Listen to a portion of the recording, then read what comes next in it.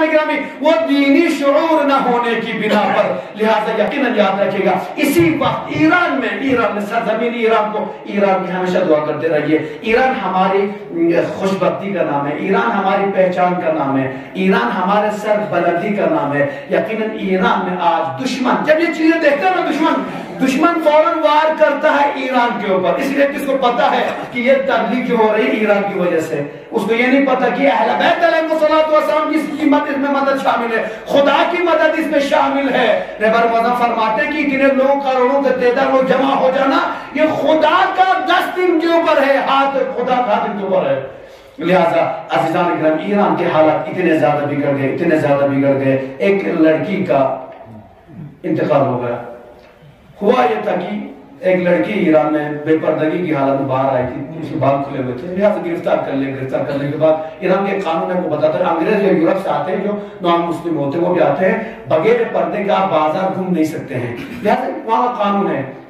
لہٰذا اس خاتون کو لوگوں نے دیکھا بے پردگی عالم میں باہر بیٹھے رہی، پولیس والوں نے گرفتار کر کے پولیس اسٹیشن لے گیا. وہاں جا کے اتفاق ہارٹ پیشنٹ کی کوئی مرض تھا، وہ بیمار ہو کر مر گئی اور فوراً لوگوں نے جو اس کے چاہنے والے جو بے پردگی کے لیے لوگ احتجاج کرتے ہمیں بے پردگی چاہیے، آپ سمجھ سکتے ہیں، ان لوگوں نے فوراً احتجاج کیا کہ پولیس والوں نے مار کر انہیں قتل کر دیا ہے. لہٰذا بعد میں ایرانی حکومت طرف سے سی فوٹو بھیجا گیا، ویڈیو آ گئی، اس میں دکھایا گیا کہ وہ ٹھیک ٹھاک بیٹھی ہوئی، ان کے گھر والوں 2-3 گھر والے سامنے اچانک سے بیٹھے کھڑی مر گئی. تو لوگوں نے کہا کہ پولیس نے مار کر انہیں آئیسیو میں ڈالا اور یہ مر گئی. عزیزان کرام کہنے کا مقصد یہ کہ افسوسناک خبر جب یہ اس کا جنازہ لایا گیا، اس کے گاؤں میں لایا گیا، بے شرمی کی حد. یاد رکھیے کبھی یہ نہ سوچے گا کہ 10 چاہنے والے سب آپ کے ہیں. ایران کے آج رہبر معظم جو اتنی قربانیاں دے رہے ہیں، یہ نہ کبھی سوچے کہ سب ایران کے سب رہبر معظم کے چاہنے والے ہیں. رہبر کے 50 دشمن آج بھی ہیں. لہذا عزیزان گرامی جب اس کا جنازہ اس کے علاقے میں پہنچایا گیا، وہاں کی خواتین باہر آئی، آنے کے بعد جو احتجاج کیا گیا افسوس کی بات ہمارے لیے، اور جو احتجاج کیا گیا اس میں یہ دکھایا گیا پہلا تو ہے کہ سب نے ردائیں اتار دی، چادریں اتار دی. بال کھولنے کے بعد اور چادریں بلند کرتی ہوئی رہبر معظم خلاف نعرے لگانے لگی، ایرانی حکومت کے خلاف نعرے لگانے لگی. اس کے بعد اپنی چادروں کو خود آگ لگائی انہوں نے کہ ہمیں نہیں چاہیے. اس کے بعد جو بے شرمی کی بات، افسوس کی بات، رہبر معظم کی جہاں پر فوٹوز لگے تھے، رہبر معظم کے فوٹوز کو ان پر برا بلا کہتے ہوئے پتھراؤ کیا گیا ان کے اوپر. کتنی افسوس کی بات ہے. تو آپ اس سے سمجھ سکتے ہیں کہ اس کے پیچھے کس کا ہاتھ ہو سکتا ہے. رہبر کا دشمن ہونا مطلب سمجھتے ہیں کوئی یہ شیعہ حیدر کرار نہیں ہو سکتا. رہبر کا دشمن خدا کا دشمن ہو سکتا ہے. یقیناً یاد رکھے گا. اب آپ سے سنیے آج کی خبر، ممبئی ٹائمز کی نیو خبر ہے، ممبئی اردو کیا کی خبر، اس میں یہ لکھا دلیر ایرانی خواتین کے ساتھ کھڑے ہیں. دلیر ایرانی خاتون کے ساتھ کھڑے ہیں. کون کہہ رہے ہیں؟ جو بائیڈن صاحب، امریکہ کے پریزیڈنٹ، امریکہ کے صدر کہہ رہے ہیں کہ اس خاتون کے ساتھ ہم کھڑے ہیں. مطلب جب ایران میں اتنے اچھے کام ہو رہے ہیں، لوگ غربت سے وہاں پر مہنگائی مر رہے ہیں، تم کو ایران کی حالت نظر نہیں آتی ہے، لوگ پریشان ہیں، وہ پریشانی نظر نہیں آتی ہے. جیسے ہی ان کے پرچار کے جو خاتون آگے بڑھی، ان کے اشارے پر جو بڑھی تھی اور ان کا اتفاق سے انتقال ہوگا، فوراً پیغام جاری کر دیا. کہاں پہ جاری کرے پیغام بھی؟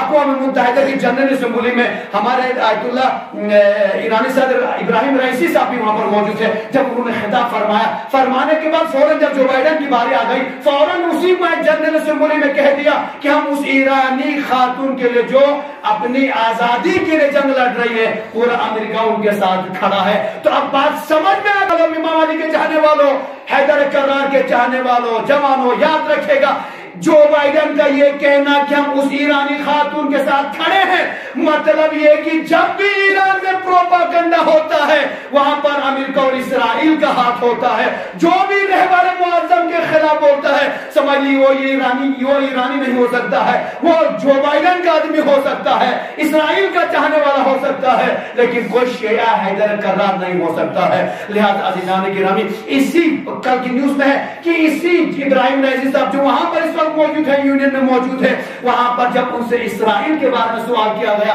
کل کی نیوز میں سب فخر کے ساتھ کہہ رہے تھے کہ اسلامی پہلا صدر، پہلا لیڈر ہے جس نے امریکہ میں ہوتے ہوئے اسرائیل اور امریکہ کے اوپر انگلی اٹھائی. یہ ایک حیدر کرار کا چاہنے والا کر سکتا، کوئی آرہ نہیں کر سکتا۔ لہذا وہاں پر یہ بتایا گیا، جب مجھے پوچھا گیا کہ اب اسرائیل کے بارے میں آپ کا کیا نظریہ ہے، ایک مرتبہ آیت اللہ رئیسی فرماتے ہیں کہ دیکھو اسرائیل کا مسئلہ یہ کہ وہ زمین فلسطینیوں کی ہے، اسرائیل کا تو کوئی لینا دینا ہی نہیں ہے، تو وہ اسرائیلیوں کا مسئلہ، اسرائیلیوں کا مسئلہ نہیں، فلسطینیوں کا مسئلہ ہے، اس لیے کہ فلسطینی زمین ہے، اس پر قبضہ کیا گیا ہے، لہذا یقیناً جو قابض ہوگا اسے ایک نہ ایک دن وہ جگہ خالی کرنی پڑے گی اور وہ ایک نہ ایک دن ناکام ہو کر رہے گا۔